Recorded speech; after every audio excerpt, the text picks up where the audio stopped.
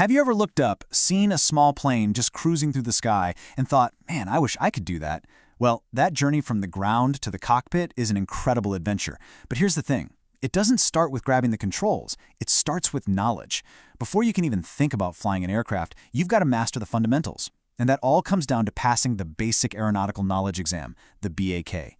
It's not just another test, it's the very foundation every single safe flight is built on. So in this explainer, we're going to break down the 4 pillars of the BAK. We'll start with the aircraft itself, the flying machine, then we'll get into the rules of the sky. After that, we'll learn how to read the weather and find our way around. And finally, we're going to talk about the most important and most unpredictable component in the cockpit, you. All right, first up, the flying machine. You see, being a pilot isn't just about being a driver. You're a systems manager. You have to know your aircraft inside and out, from the engine right down to the bolts. That's the first real step to becoming one with the machine you're flying. Okay, so let's imagine you're sitting in the cockpit of a typical training aircraft, something like an Aeropractic A-32. What is this thing you're actually in control of? It's so much more than just a seat, a stick, and a propeller. It's this incredibly complex system where every single part has a critical job to do. So if we look at the A-32, you can see the key things a pilot has to know like the back of their hand. It's a high-wing monoplane, it's got tricycle gear, which makes it really stable and pretty forgiving for students. And check this out, flaperons. It's a clever bit of engineering that combines your ailerons for rolling the plane and your flaps for flying slower. But look at this placard down here. This is absolutely crucial. It's a legal warning that says the aircraft doesn't conform to standard category airworthiness requirements. That's just a reminder that recreational aircraft are built to a different but still very rigorous set of standards than, say, a jumbo jet.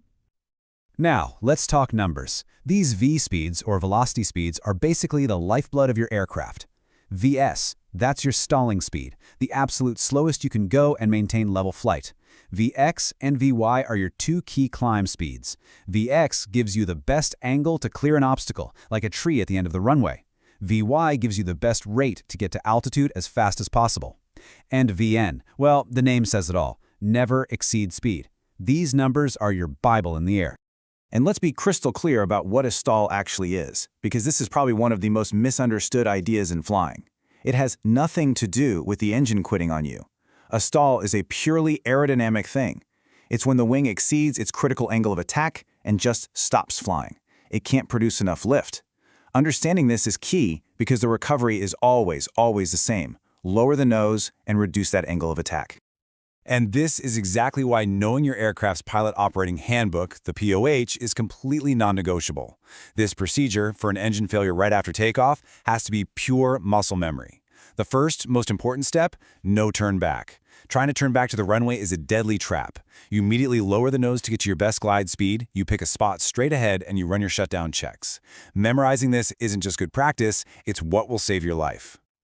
So we've got a handle on our machine. Now let's look at the world it operates in. Section 2, the rules of the sky. Flying isn't some free-for-all up there. It's a highly structured environment with laws that are just as strict as any on the ground, and they're all there to keep everyone safe. A classic BAK question is all about how low you can legally fly. And the answer, well, it depends on what's below you. According to the Civil Aviation Safety Regulations, specifically Part 91.265, you can't fly below 1,000 feet over a populated area. But if you're out over the countryside, CSAR 91.267 says you can go down to 500 feet. Knowing the specific rule and where it comes from is just part of being a pro. You know, the sky is actually divided up into different classes of airspace. As a recreational pilot, you're going to spend most of your time in Class G, which is uncontrolled airspace. In there, you're responsible for seeing and avoiding other aircraft. But if you want to fly anywhere near a major airport, you're entering controlled airspace, like Class C. To get in, you need a clearance from air traffic control, and you have to be on the radio with them the whole time. The responsibilities are totally different, and you have to know the rules for both. This quote from the RAAOS Operations Manual really just cuts right to the heart of air law. It's a pretty stark reminder that, yeah, there are rules and regulations, but at the end of the day, the ultimate responsibility for the safety of that flight rests with one person, the pilot in command, you. Okay, let's move on to our third section, weather and wayfinding. So you know your plane, you know the rules, but can you handle the single biggest variable in any flight, the weather?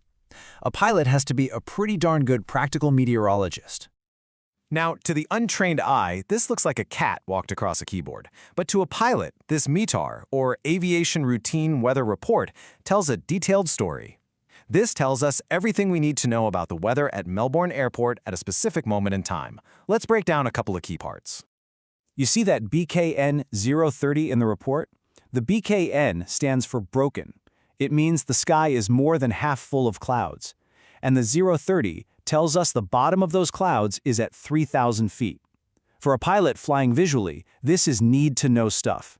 It tells you if you'll be able to see the ground and stay clear of the clouds, just like the law requires. Now this is the word every pilot flying under visual flight rules absolutely loves to see. CAVOC. It's pilot shorthand for cloud and visibility okay. It means you've got perfect flying weather, visibility for miles, no low clouds, and no nasty stuff like rain or fog. It is the sky's green light for an awesome day of flying.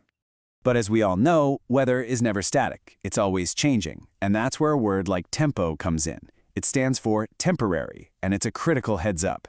It's the forecaster telling you that they expect conditions to change for short periods. In our example, it means the visibility might temporarily drop to 3,000 meters in rain showers. As a pilot, you can't just ignore that. You have to plan for the possibility that those worst conditions will be there when you are. And weather is just one piece of the planning puzzle. Finding your way requires a whole library of official documents. You've got the Aeronautical Information Publication, or AIP, for all the standing rules, the En route Supplement, or ERSA, which is like the phone book for every airport, and of course your charts, your VNCs and VTCs, which are literally your roadmaps in the sky. Doing your homework before you go is the hallmark of a safe pilot. And this brings us to our final, and you could argue, most important section, the pilot factor. You can have a perfect airplane, perfect weather, and clear rules. But none of that matters if the pilot isn't mentally and physically ready for the flight. Managing yourself is the ultimate safety net. The modern way of thinking about this is called threat and error management, or TEM. But don't worry about the jargon. It's not a checklist, it's a mindset. It's about actively looking for things that could go wrong. Those are the threats. And having a plan to deal with them before they turn into a mistake, and then into something much, much worse. Threats can be external, things like bad weather popping up or a last-minute change from air traffic control. But often, the most dangerous threats are the internal ones. Are you tired, stressed? Are you feeling that pressure to get to your destination? We call that press-on-itis, and it's a classic human factor that has led to so many accidents. It's driven by that desire not to disappoint people waiting for you, or just feeling like you've already put in the time and money so you have to go. Recognizing that pressure in yourself is one of the hardest but most vital skills you can learn as a pilot. So as we wrap this up, it really all comes down to this one idea.